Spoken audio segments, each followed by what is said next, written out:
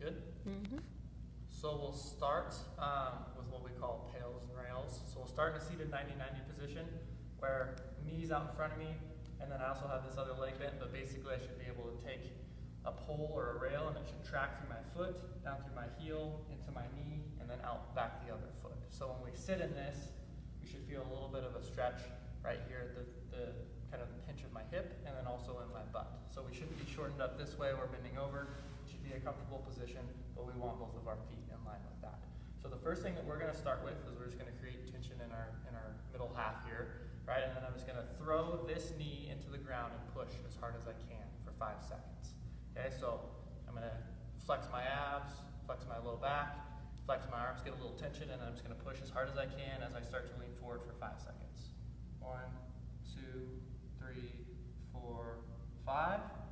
And then we'll go into internal rotation. So I'll press this knee down into the pad or the ground as hard as I can while trying to lift my back foot off the ground to get that internal rotation stretch. But your back foot's not going to come off the ground, so don't worry about it if it doesn't. It's just more of a coaching cue. So push into the ground, and we'll lean just right in, right over this hip here for 5 seconds. 1, 2, 3, 4, 5.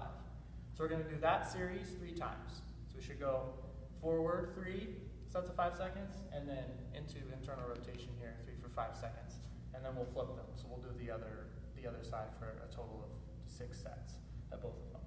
So after we finish those sets and just sitting in pails and rails, if we're mobile enough, we'll start to go into our rotations, so our 90-90 rotation. So what that's going to look like is I'm basically going to roll my hips through, but what I want is I don't want my both legs to do the same thing while keeping my heels on the ground, right? So what it's going to look like is I'm going to start here, and then I'm going to start with this. I'm going to bring this leg up. So this knee is going to come up off the ground.